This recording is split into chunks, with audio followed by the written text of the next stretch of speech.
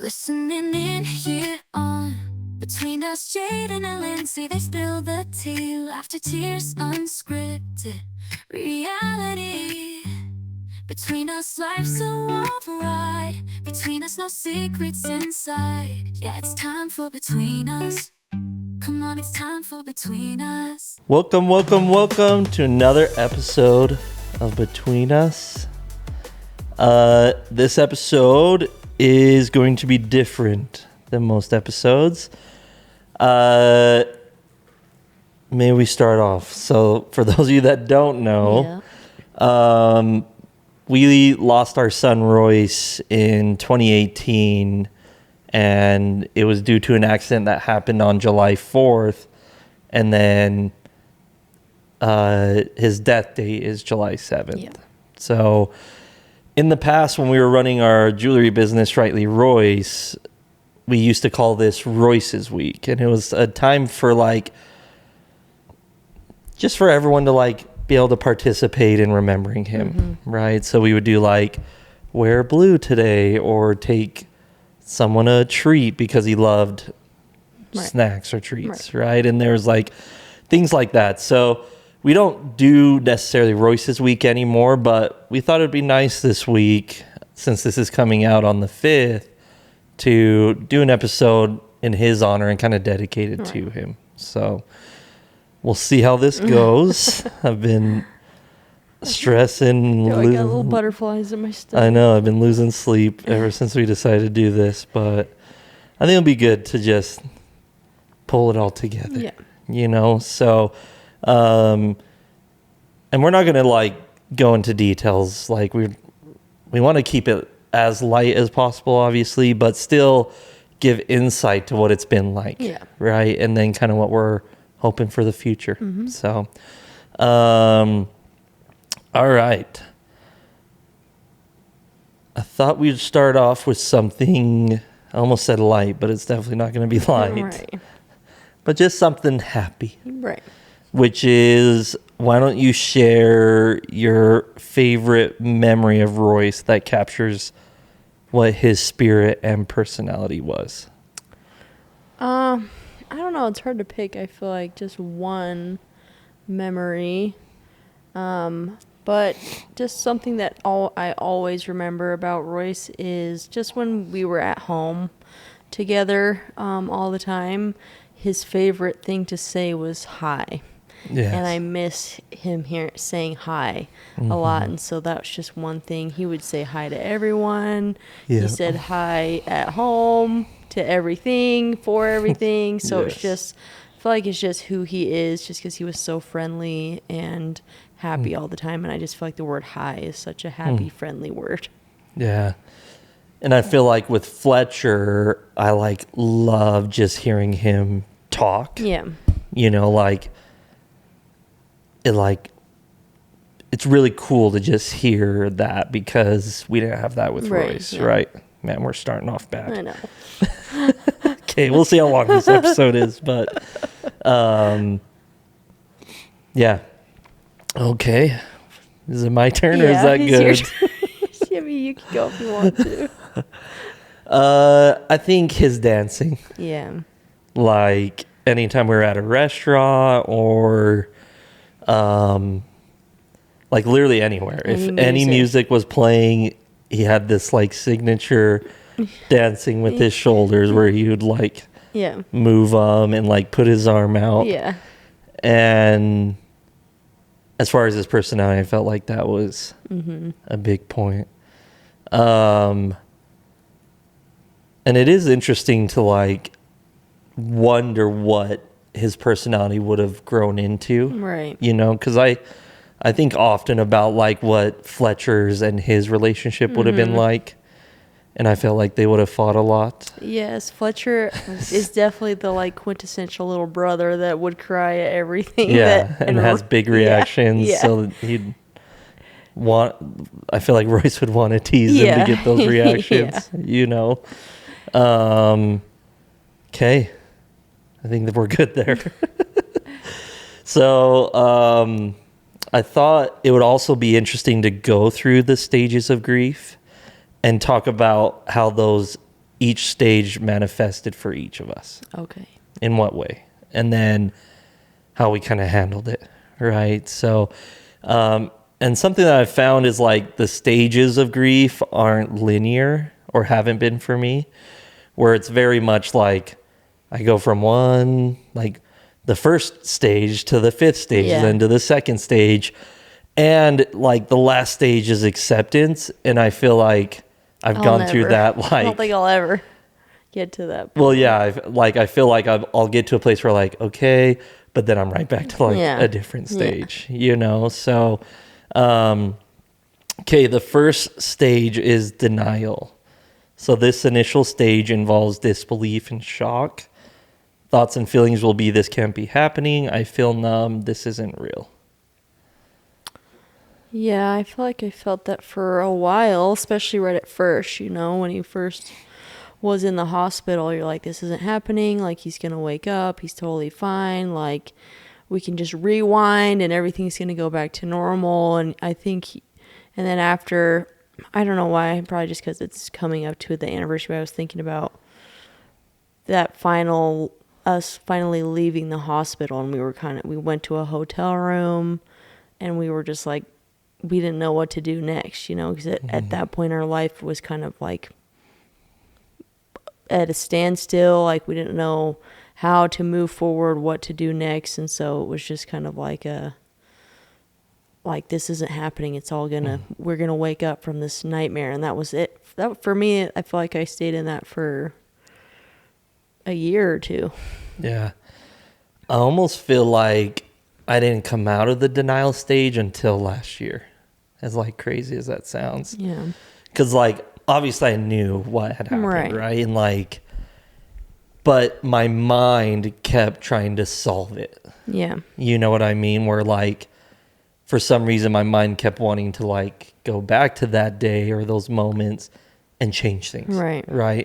And okay, then it will be okay. Yeah. Right. And it wasn't until last year that I feel like I was able to like, not like stop those feelings, but really be able to move on from like, I can't solve this. Yeah. There's no time machine. There's no what ifs like that I could think about long enough to solve this. Yeah. And I feel like I started going to therapy for PTSD because it would just pop up in my mind a lot, and it was very traumatic, and I would avoid, like, this year we're going to try and actually do some stuff with Fletch for 4th of July, but we would avoid anything that had to do with 4th of July. But I did like the EMDR thing where they like put the vibrating things in your hands and you close your too. And so that really helped my PTSD a lot, and I feel like that's kind of when I stopped kind of being in shock and like trauma mode all the time. And then I also was diagnosed with insomnia, and it's because when I would go to sleep, that was the first thing that would come into my mind is the whole sequence of what happened. And so I think my brain just kind of taught itself not to go to sleep because that's when I would start thinking. And so which was funny because my neighbor just recently, because I told her, I was like, oh yeah, I actually have a little bit of insomnia. And she's like, oh, was that after Royce passed away? And I was like, yeah, you're right. I think it's because I thought about it so much when I was trying to go to sleep, and I would just stay awake all night. Yeah. Yeah, I think, and I think as far as where my mind goes the most, it's there to that stage. Yeah. Is like, I can't believe he's not here. Right. You know, and it's like... And then it takes a minute to kind of pull yourself back. Yeah, that one is the one I feel like is the hardest for me to like climb out of. Yeah. You know, so... Okay, the next one is anger. And I can start, so you don't have to start every time. As the denial begins to fade, the pain of the loss starts to surface. Thoughts and feelings can be, why did this happen? It's not fair. How could this be allowed to happen? And I think as far as this stage, I don't know if I really left this one until this year. And it's anger towards many things is the issue. Like, I'll get angry towards a certain aspect of what happened, right? And then I'll come to grips with it and okay, but then it's like, oh, but this other thing, Right. you know, Yeah. like, cause like, and I don't know why this particular one has been coming up lately, but like just thinking about when the EMTs arrived and how they like treated us. Yeah.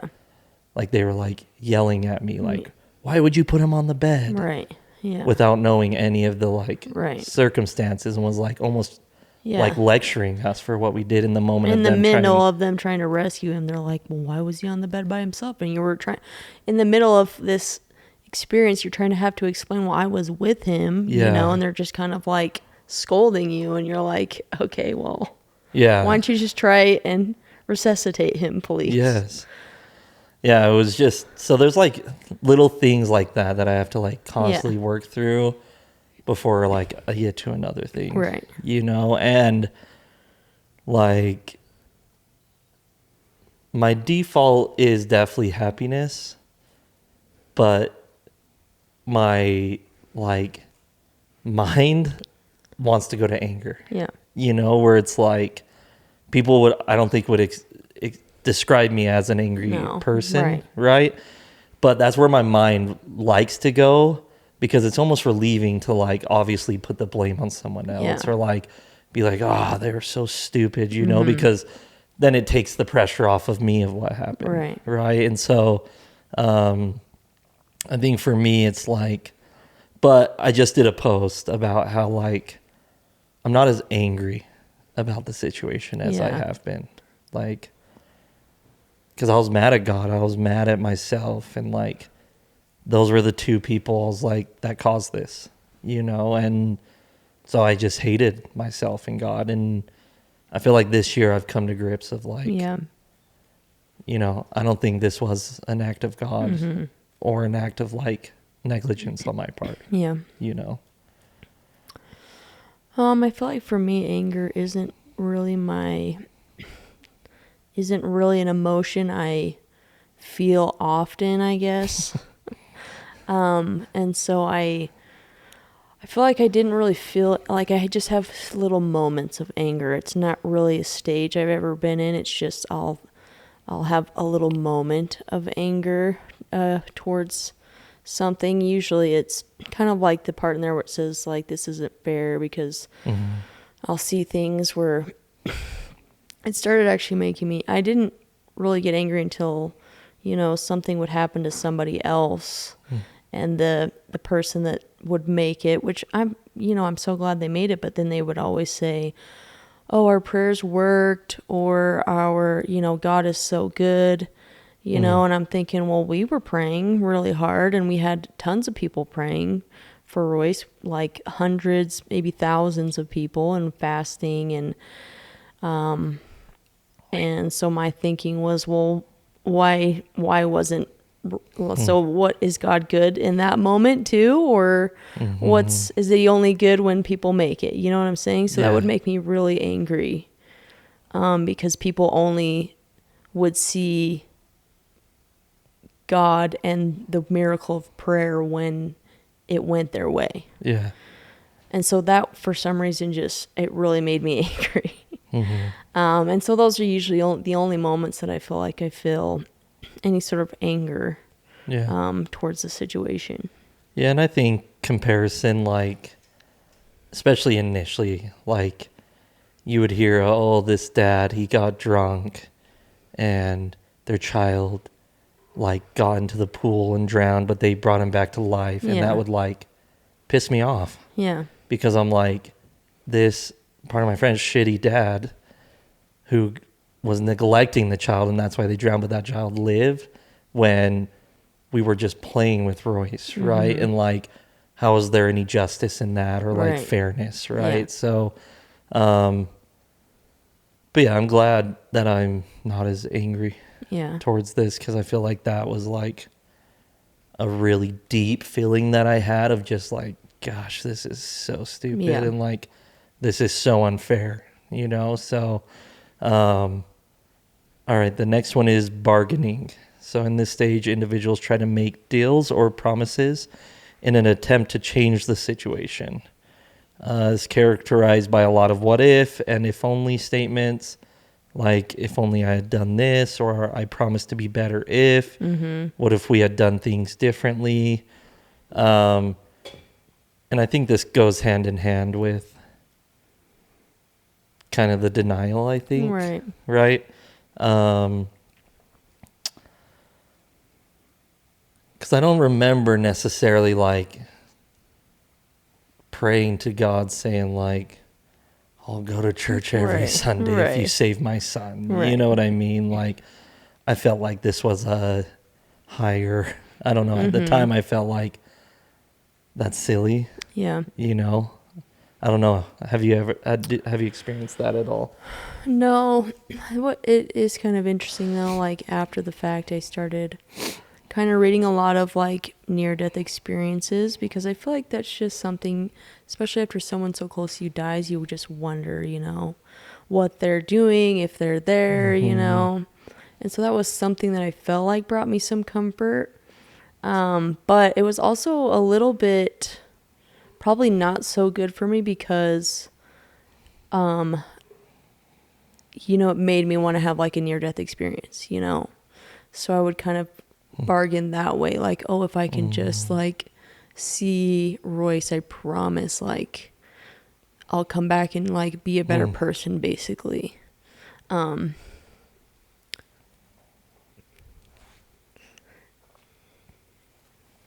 I think I have that thought often of like, if I just knew like where he was, you know, what the state is, like, I would devote my life, you know. But I don't know. It's the unknown, right, that I think is the hardest with him. Because it's like, I don't know. Because I've talked to people that don't believe in God, right? And like, or heard them talk about it, and it's like, oh, you just die, and it's just like you were before you were born. So what's the big deal? But for me, it's like, well, then I missed out. Right. Right. And you miss him. So it's like, I just would love to see him, you know. And I have, you know, sometimes I have dreams, but it's usually a panicked dream because, I don't know, I'm trying to like find him, or I don't know. It's not really usually a calming dream. Yeah. All right. Should we move on to the next one, which is depression? Sorry. All right.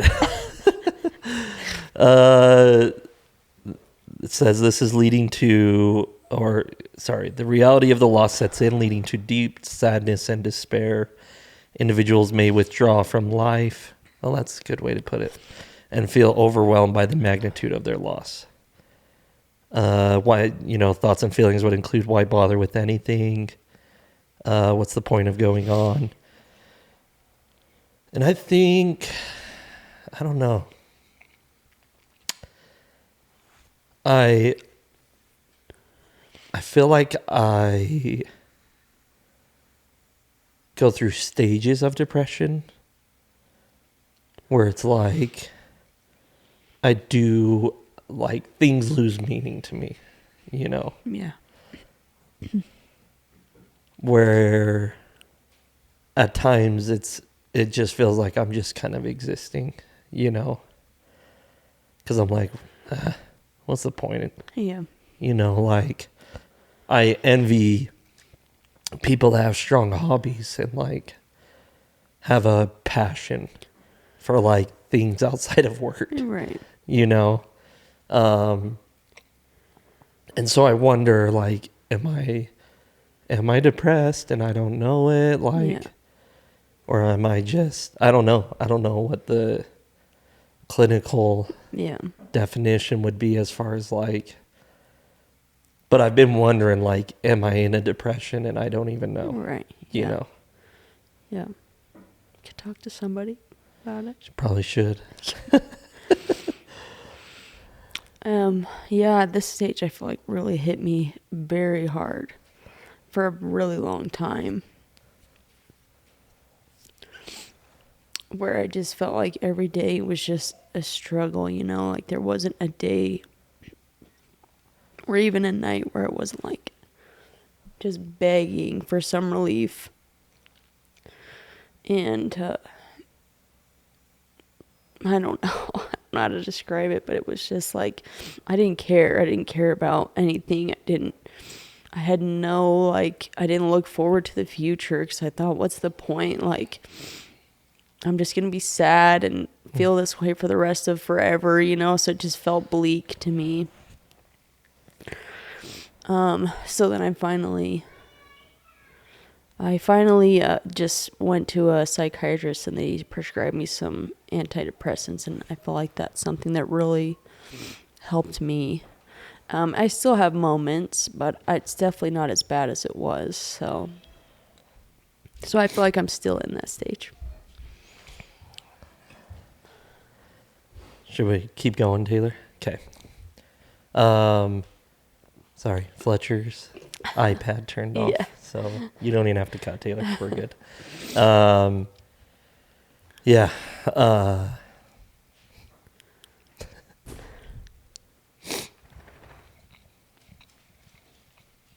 I think, like,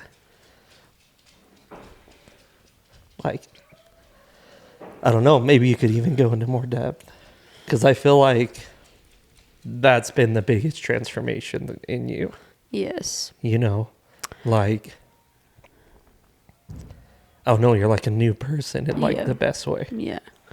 I don't really show my emotions very well.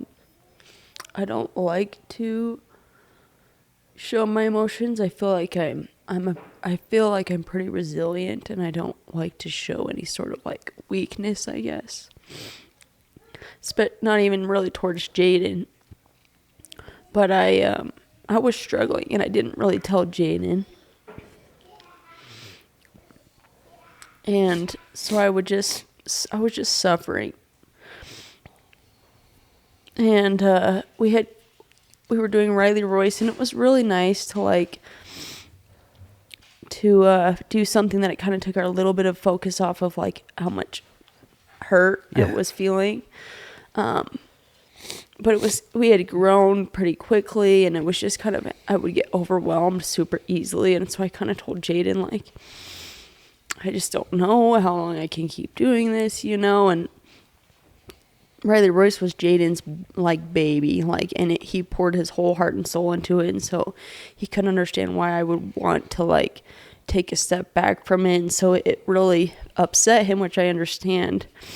And so he just kind of had to go like clear his head for a little bit. And I was just feeling like really like horrible. And I had never really contemplated like taking my own life. I just wished like something would happen to me, basically. So that I just didn't have to like do it myself, if that makes sense. I know this is super like dark. So I'm sorry. But I like couldn't take it anymore. And so I went upstairs. And I filled up our bathtub, and I was like, this is it. Like, I can't do this anymore. And I got in. And then Jaden texted me, and I can't remember what he texted me, but he said he was like on his way home or something like that. And so, like, and so luckily, yeah, I mean, obviously I'm still here, but Jaden literally texted me at the right exact moment, which was kind of crazy to me. But so I was definitely in like a really bad place, and no one knows that. And so I mean, when people say that like have like this stigma towards antidepressants, I just like, for me, they literally saved my life. So I mean, I would like to get to a point where I maybe don't need to rely on them, but I mean, for now, I feel like they're helping me. So anyways. Yeah. I love you. Love you too. Yeah, I think the antidepressant thing is going back to anger. Yeah. Like, it makes me so mad when people are like, yeah, everyone's just on antidepressants. Like it's a bad thing. You know what I mean? When it's like, or, oh, you know, why don't you go to the gym and why don't you, you know, eat healthy and go to church and pray to God. Like, Lindsay was doing all those things and still found no meaning in life, right? And Which is kind of what led to my faith crisis as well. yeah, So it all just kind of meshes together, but I just felt like I'm trying so hard to do all the right things and I'm miserable, and I just felt like life was just too heavy for me. yeah, and like from that we found a good doctor, and like almost instantly I felt like the light came back on. I know, I remember the second time I met with her, I just thanked her so many times. I was like, I am feeling so much better. Thank you so much for helping me, you know. I just feel like life is more doable, and I look forward to things now. So. Yeah. So I think it's good. Like, we want to break that stigma of like, you're not going to be a zombie on antidepressants or lose who you are. If anything, it brings back those things, right? Because not only do we experience trauma in this life, but like just the chemical imbalances and like, you know, the medical field has created something amazing in this, right? And like, it's truly saving lives. Yeah. Like, it saved our life, right? And it's allowed Lindsay, I think, to find meaning again and like find herself again, right? And I don't think any part of you has been lost through taking them, right? Yeah. And so I'd encourage any of you that if you're in a rut, man, don't just stay in it, right? Like, too often it's like, man, if I just pray hard enough or fast long enough or serve long enough, or, you know what I mean? It's like, sometimes that's not enough, right? Like, sometimes it's not enough just to rely on God, right? And I know that's hard for some people to hear, but I think it's important for people to hear, because that's why she kept toughing through it, right? Like, she would wake me up in the middle of the night and be like, can you just give me a blessing? Like, I can't get through this night, right? And like, that wasn't enough, right? It didn't do it for us. So, but yeah, I'm so proud of you. Thank you. Alrighty, let's move on to the last one, which is acceptance. In this stage, individuals begin to come to terms with the loss. It doesn't mean the pain is gone, but it means they are starting to find a way to move forward. Yeah. Thoughts and feelings are like, it's going to be okay. I can't change what happened. I need to live my life. Yeah. Which I think we're like kind of in that stage, right? As far as just the overall. Yeah.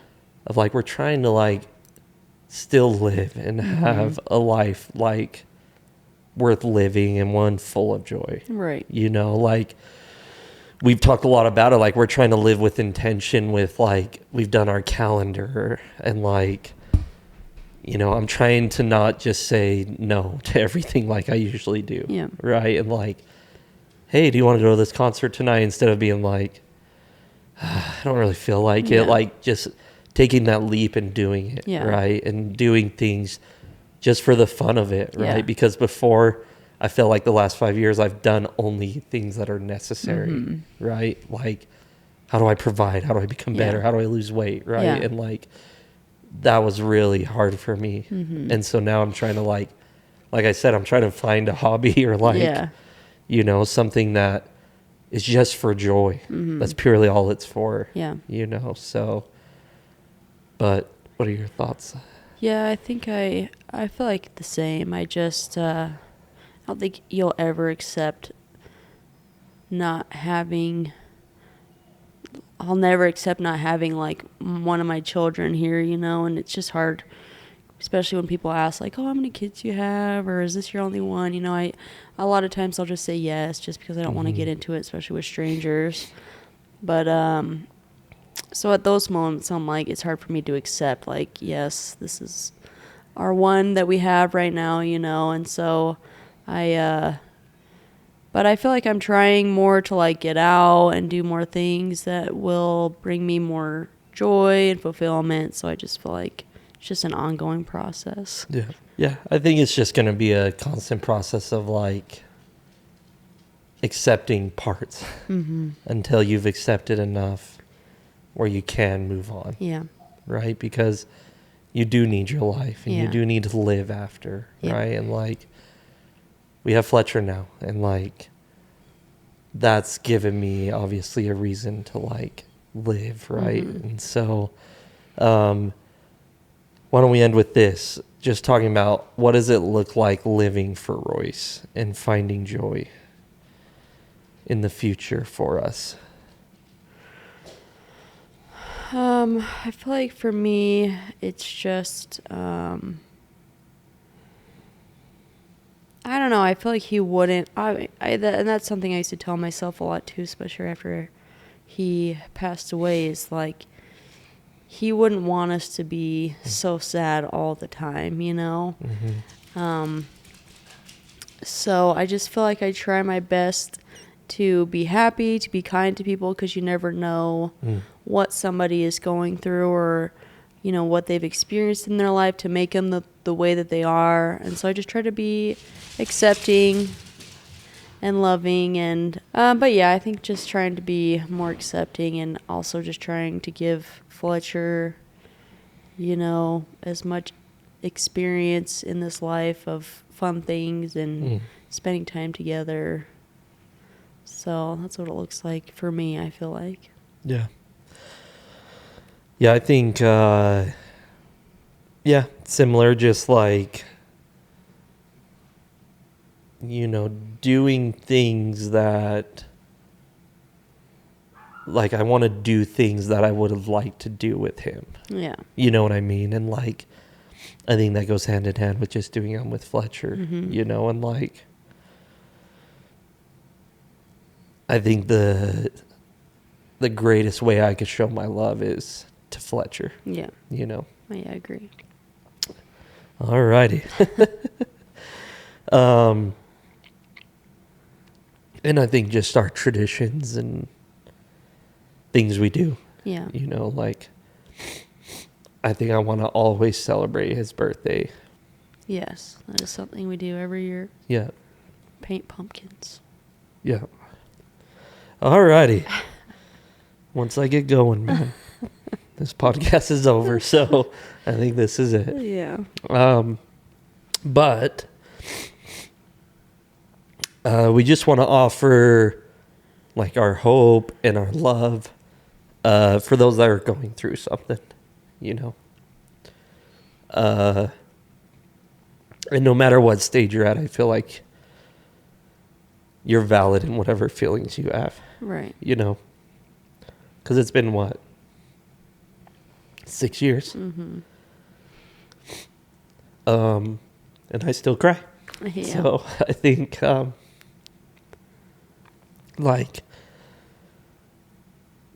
think the worst thing you can do is not be true to your feelings, So, alrighty. Why don't you get us out of here, Liz? Thanks for listening to this episode. We're sorry it was kind of a sad one, but it is kind of a sad week for us. We also just want to thank everyone, that has supported us along our grief journey. We've had so many people there for us, and especially through Royce and right after Royce passed away. So we just have an amazing community, and we're so grateful that you guys want to know Royce and celebrate him with us. All right. Thank you guys for watching. You're going to leave it to me to end. All right. Bye-bye now. Thank you all so much. Have a great weekend.